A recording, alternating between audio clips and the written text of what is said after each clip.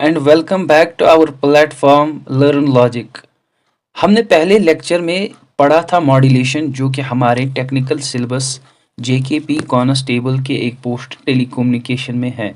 हमने स्टार्ट किया था मॉड्यूलेशन के साथ, जो कि पहले चैप्टर में रेडियो कम्युनिकेशन में हमें दिया गया है। हमने मॉड्यूलेशन में जाना था पहले कम्युनिकेशन क्या होती है। कम्युनिकेशन सिंपली हमने पढ़ा था, ये एक बेसिक प्रोसेस है एक्सचेंज ऑफ इंफॉर्मेशन जहाँ पे होती है। ये एक्सचेंज ऑफ इंफॉर्मेशन किन के दरमियान होती है? दो पॉइंट्स के दरमियान होती है। और ये कम्युनिकेशन प्रोसेस एक्चुअली एक एस्टैब्लिशिंग कनेक्शन या लीक बन जाती है दो पॉइंट्स के दरमियान। किस चीज़ के लिए? इंफॉर्मेशन एक्सचेंज के लिए। फिर हमने मूव ऑन किया था, इस कम्युनिकेशन करने के लिए हमें बहुत सारे इक्विपमेंट्स की ज़रूरत है। इस कम्युनिकेशन करने के लिए हमें इक्विपमेंट्स की ज़रूरत है। उन्हीं इक्विपमेंट्स को हमने बोला था कम्युनिकेशन इक्विपमेंट्स। देन हमने सेटअप नेक्स्ट पे पढ़ा था, अगर हम इन्हीं कम्युनिकेशन इक्विपमेंट्स की एक असेंबलेज करेंगे, एक दूसरे से इनको जोड़ेंगे, तो उसे बोलते हैं हम communication system. Communication system is nothing but the different communication equipments when assembled together they form a communication system। हमने फिर एग्जाम्पल पढ़ी थी कम्युनिकेशन सिस्टम में radio telephony communication system, radio broadcasting and mobile communication. फिर मैंने particular example आपको बोली थी mobile communication, simply mobile phone and tower. तो ये एक मोबाइल कम्युनिकेशन सिस्टम बनाता है। फिर मैंने नेक्स्ट टर्म आपको डिफाइन की base band signal. Base band signal क्या होती है? मैंने कहा था आपसे, जो कम्युनिकेशन सिस्टम को हम इनपुट इंफॉर्मेशन देते हैं या इनपुट सिग्नल देते हैं, एक कम्युनिकेशन सिस्टम को जब हम इनपुट सिग्नल देते हैं, उसका इलेक्ट्रिक इक्विवेलेंट ही कहलाया जाता है base band signal. Base band signal is nothing but the electrical equivalent of information signal which we have given to a communication system. That information or input signal can be analog or digital. If I say you a particular example of analog, just like a picture or sound you are sending to a communication system. In case आप digital signal, अगर आप digital signal send कर रहे हैं, वहाँ पे जैसे कि एग्जांपल है कंप्यूटर डाटा की बाइनरी वंस एंड जीरोज में आप सेंड कर रहे हैं। फिर मैंने आपको एक्सप्लेन किया था बेस बैंड सिग्नल के बाद हम पहुंचे थे जो कि हमारा एक्चुअल टॉपिक था मॉड्यूलेशन। हमने पढ़ा था मॉड्यूलेशन में इज नथिंग, यहाँ पे हमें दो सिग्नल्स होती है। एक होती है मॉड्यूलेटिंग सिग्नल, जिसे हमने एक्चुअल में ऊपर पढ़ा है अभी, बेस बैंड सिग्नल, यही होती है मॉड्यूलेटिंग सिग्नल। या दूसरा नाम हमने पढ़ा था इसका इंफॉर्मेशन सिग्नल, और इसी को लो फ्रिक्वेंसी सिग्नल। हमने पढ़ा मॉड्यूलेशन प्रोसेस में दो टाइप्स ऑफ सिग्नल होती है, एक होती है बेस बैंड सिग्नल और carrier signal. Base band signal low frequency signal होती है, और जो कैरियर होती है वो हाई फ्रिक्वेंसी की होती है। तो हमने बोला था मॉड्यूलेशन में क्या होता है, जो कि लो फ्रिक्वेंसी सिग्नल कन्वर्ट होती है हाई फ्रिक्वेंसी में। वो जो डिवाइस ये काम करती है मॉड्यूलेशन, हमने बोला था उसको मॉड्यूलेटर। यहाँ पे मॉड्यूलेटर होता है, वो क्या करता है, वो मॉड्यूलेटिंग सिग्नल हम एक साइड से देते हैं, दूसरी साइड से कैरियर। तो जब ये मॉड्यूलेटर इनको आपस में चेंज करवाता है, कैरियर वेव की जो वेरिएशन होती है पैरामीटर्स की, वो इन अकॉर्डेंस इसी के बरक्स होती है, मॉड्यूलेटिंग सिग्नल के बरक्स और बेस बैंड सिग्नल के बराबर उसकी चेंजेस होती है, तभी हमें मॉड्यूलेटेड सिग्नल मिलती है। फिर ये मॉड्यूलेटेड सिग्नल एक डिवाइस इसको मूव करता है, उसको हमने बोला था ट्रांसमीटर ही हमारी फिर मॉड्यूलेटेड सिग्नल को to the point of receiver पहुंचाती है। रिसीवर क्या करता है, रिसीवर को अब मॉड्यूलेटेड सिग्नल समझ नहीं आएगा, ये इसको फिर ओरिजिनल सिग्नल में कन्वर्ट करके प्रोसेस जो यहाँ पे होती है, ये इसको ओरिजिनल सिग्नल में बैक रिट्रीव करके उस प्रोसेस को वहाँ पे हमने बोला था डिमॉड्यूलेशन, और receiver demodulates, it gets our original signal back. ये थी किसकी काम, ये काम था रिसीवर का। आज हम नेक्स्ट पढ़ेंगे हमें मॉड्यूलेशन की क्या ज़रूरत पड़ी। अगर हम बेस बैंड सिग्नल को भी सिंपली ट्रांसमिट कर सकते हैं, बेस बैंड सिग्नल को हम ट्रांसमिट कर सकते हैं, तो हमें मॉड्यूलेशन की क्या ज़रूरत पड़ी। एक्चुअली जो बेस बैंड ट्रांसमिशन है, इसमें बहुत सारी लिमिटेशंस है, जो कि सिर्फ हम ओवरकम कर सकते हैं मॉड्यूलेशन की वजह से। क्योंकि मॉड्यूलेशन में क्या होता है, बेस बैंड सिग्नल की बेस बैंड सिग्नल को ट्रांसलेट किया जाता है, दैट इज इसकी फ्रीक्वेंसी को, ये लो फ्रीक्वेंसी में होती है, इसको हाई फ्रीक्वेंसी में लाते हैं ताकि ये ट्रांसमिट हो जाए। एक्चुअली अब हमें जानना है नीड फॉर मॉड्यूलेशन क्यों ज़रूरत है, क्योंकि इसमें लिमिटेशंस हैं। लिमिटेशन जानने से बेहतर है कि हम नीड फॉर मॉड्यूलेशन पढ़े। नीड फॉर मॉड्यूलेशन में हम जानेंगे एक्चुअली एडवांटेजेस। जब हमें मॉड्यूलेशन के एडवांटेजेस पता चलेंगे तो हमें खुद समझ आएगा हमें क्यों मॉड्यूलेशन करनी थी। सो विदाउट वेस्टिंग टाइम हम पहले ही पॉइंट पे आएंगे, मॉड्यूलेशन क्यों करनी है, हमें मॉड्यूलेशन एक्चुअल में क्यों करनी है। पहला ही पॉइंट मॉड्यूलेशन से क्या होता है, reduction in the height of antenna. Antenna की हाइट में रिडक्शन होती है। आपने बचपन में देखा होगा जिस टाइम टेलीविजन कम्युनिकेशन यहाँ पे होती थी, जो कि पुराने वो colour TV, black and white TV होते थे, हमारे घर की छत के ऊपर एक एल्युमिनियम की एक बड़ी लंबी एंटीना होती थी। जितनी हाइट होती थी उतनी नीचे हमें पिक्चर साफ आती थी। वजह क्या था, अब आप समझोगे आज वो वजह क्या थी। तो देखिए यहाँ पे reduction in the height of antenna, antenna की हाइट इससे मॉड्यूलेशन से रिड्यूस होती है। कैसे होती है, फॉर एग्जांपल रेडियो सिग्नल हमें ट्रांसमिट करने के लिए हमें एक एंटीना की ज़रूरत होती है। रेडियो सिग्नल ट्रांसमिशन के लिए एक एंटीना की ज़रूरत होती है और उस एंटीना की हाइट हमें एक फार्मूला से दी गई है, that is multiple of lambda by 4। उस हाइट ऑफ एंटीना जो हमें चाहिए एक रेडियो सिग्नल ट्रांसमिशन के लिए वो होती है मल्टीपल ऑफ लैम्बडा बाई 4। वहाँ पे लैम्बडा क्या होता है ये सभी को पता है, ये होता है wave length. Wave length then lambda हमें पता है वेव लेंथ होती है speed of light divide by frequency, frequency of transmitted signal. Speed of light C होता है बराबर speed of light divide by transmitted frequency. फिर से मैं एक बार रिपीट करूंगा, रेडियो सिग्नल ट्रांसमिशन के लिए हमें एक एंटीना की ज़रूरत है और वो जो एंटीना की हाइट है वो होती है multiply of lambda by 4, where lambda होता है वेव लेंथ और वेव लेंथ की फार्मूला होती है lambda equal to C by F, where C is velocity of light and F is a frequency of the signal, जो वही signal जो हमें ट्रांसमिट करनी है।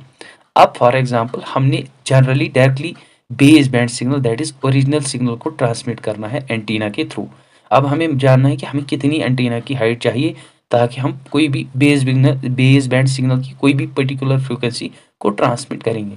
फॉर एग्जांपल मैंने यहाँ पे लिया है फ्रीक्वेंसी ऑफ 10 किलो हर्ट्स में एक बेस बैंड सिग्नल लूँगा, उसकी फ्रीक्वेंसी है 10 किलो हर्ट्स।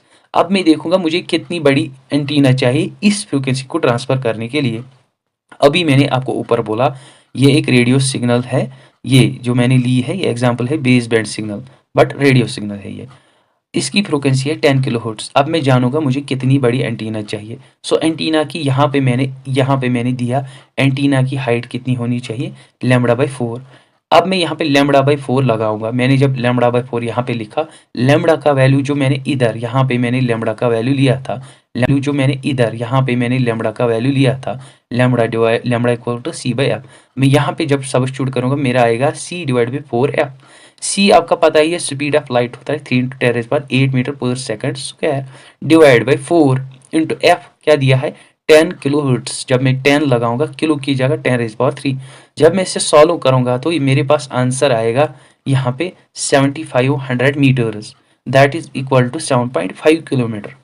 तो ये प्रैक्टिकली इम्पॉसिबल है। 7.5 किलोमीटर की एंटीना चाहिए आपको, तभी आप बेस बैंड सिग्नल जिसकी फ्रीक्वेंसी है 10 किलो हर्ट्स, लो फ्रीक्वेंसी है, ये ट्रांसफर कर सकती है एक पॉइंट से दूसरे पॉइंट तक। अगर अब हम यहाँ पे लेंगे एक वो सिग्नल जिसको हमने मॉड्यूलेशन की है, दैट मीन्स हमारे पास एक मॉड्यूलेटेड सिग्नल है, मॉड्यूलेशन हुई है सिग्नल की, फ्रीक्वेंसी चेंज हुई है, अब हमने फ्रीक्वेंसी इंक्रीज की है। फॉर एग्जांपल हमने फ्रीक्वेंसी, अब जो मॉड्यूलेटेड सिग्नल है उसकी फ्रीक्वेंसी है 1 मेगाहर्ट्ज। 1 मेगाहर्ट्ज होता है 10⁻6 के बराबर, ठीक है।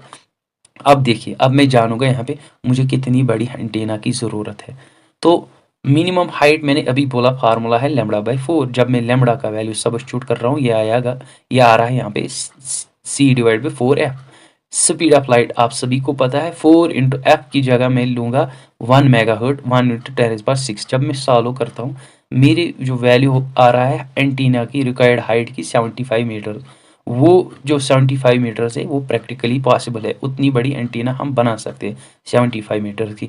बट जो कि अभी यहाँ पे जब हमने बेस बैंड सिग्नल ही ट्रांसमिट की थी डायरेक्टली, उस टाइम हमें 7.5 किलोमीटर की एंटीना चाहिए थी, तो that means there is reduction in height. 7.5 से 75 मीटर्स तक क्या यहाँ पे रिड्यूस हाइट हो रही है, हाइट की रिडक्शन हो रही है। दैट मीन्स कि मॉड्यूलेशन करने से एक फ़ायदा हमें मिलता है, क्या मिलता है कि हमारे पास क्या होता है, हमें reduction in height of antenna, reduction in height of antenna. दूसरा एक चीज़ इसकी वजह से अगर हाइट ऑफ एंटेना रिड्यूस हुई तो कॉस्ट ऑफ एक्सपेंडिचर भी लो होगा। तो कॉस्ट ऑफ एक्सपेंडिचर जो हमें ट्रांसमिशन करनी है, रेडियो सिग्नल को ट्रांसमिट करना है, तो कॉस्ट ऑफ एक्सपेंडिचर वो भी कम हो जाएगा ऑब्वियसली। अभी तक अगर आप पहले बेस बैंड सिग्नल ही ट्रांसमिट करते तब वो कितनी कितनी आप सोचो, 7.5 किलोमीटर की एंटीना हमें चाहिए थी, उसके लिए कितनी कॉस्ट यूज़ होती, तो उसके बरकस 75 मीटर में तो कम ही लगेगी। So simply modulation reduces the height of antenna. अब हम नेक्स्ट पॉइंट पे जाते हैं। नेक्स्ट पॉइंट है हमारा दूसरा, क्या मॉड्यूलेशन से होता है advantage, avoid is the mixing of signal. Signals का मिक्स जो होता है उसको अवॉइड करता है मॉड्यूलेशन। कैसे, अब देखो, अगर मैं काम करूँगा, मैं बेस बैंड सिग्नल जो है, साउंड सिग्नल जो है, एक से ज़्यादा मैंने ट्रांसमीटर लगाए। मैंने अभी आपको बोला जो सिग्नल हमारी ट्रांसमिट होता है उसके लिए एक पर्टिकुलर डिवाइस होती है, वो होता है ट्रांसमीटर। अब मेरे पास एक से ज़्यादा ट्रांसमीटर्स है, वो similar type of base band frequency signal transmit करते हैं। फॉर एग्जांपल उन सिग्नल्स की रेंज है 0 to 20 किलो हर्ट्ज़। एक मेरे पास ट्रांसमीटर है, वो बेस बैंड साउंड सिग्नल्स को ट्रांसमिट करता है, but base band sound signals की जो फ्रिक्वेंसी है वो 0 to 20 हर्ट्ज़ तक ही है।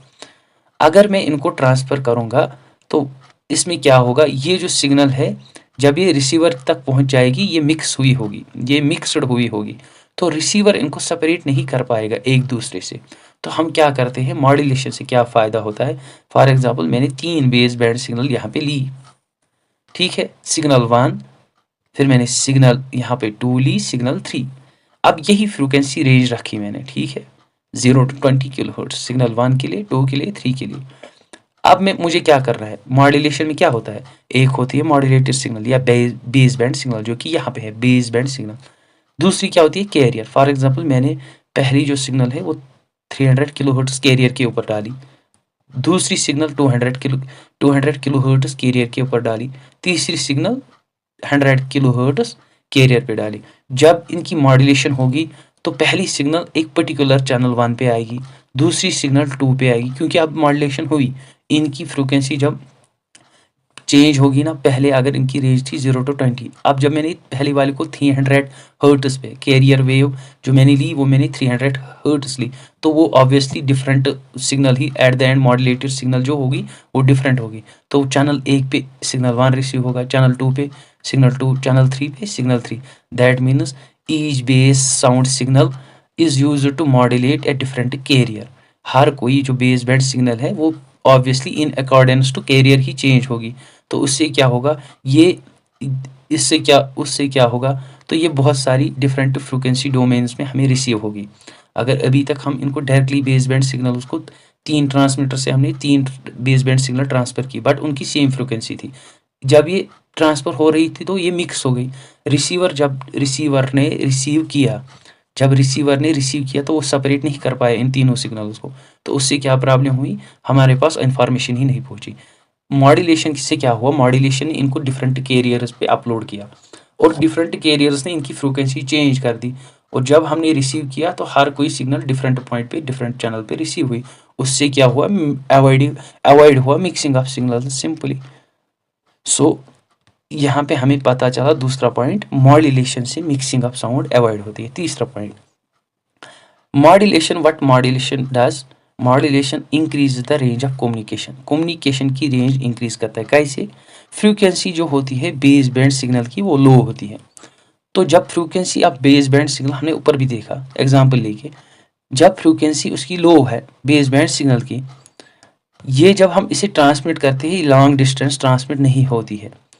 जब हम base band signal low frequency होती है तो वो लॉन्ग डिस्टेंस ट्रांसमिट नहीं होती है, बिकॉज उससे क्या होता है, क्यों नहीं होती है, बिकॉज ये एटोनेट होती है। एटोनेट माने दैट मीन्स ये सप्रेस होती है, रास्ते में ही ये सप्रेस होती है, बहुत सारी सिग्नल इसको जाम कर देती है और इससे क्या होता है, ये एटोनेट होती है, रिड्यूस होती है, जिसकी वजह से ये लॉन्ग डिस्टेंस ट्रैवल नहीं कर पाती base band signal, because of it has low frequency.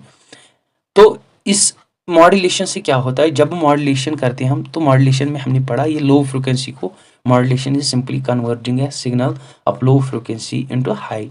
जब हम लो फ्रिक्वेंसी को हाई करेंगे ऑब्वियसली उससे क्या होगा, उससे रिड्यूस होगा एटोनेशन, सप्रेशन जो अभी तक सिग्नल का हो रहा था, सिग्नल का एटोनेशन हो रहा था, सप्रेशन हो रहा था, वो कम होगा और signal easily long distance transmit हो जाएगी। उससे क्या होगा, इंटरनल रेंज ऑफ कम्युनिकेशन हमारे पास, internal range of communication increase होगा।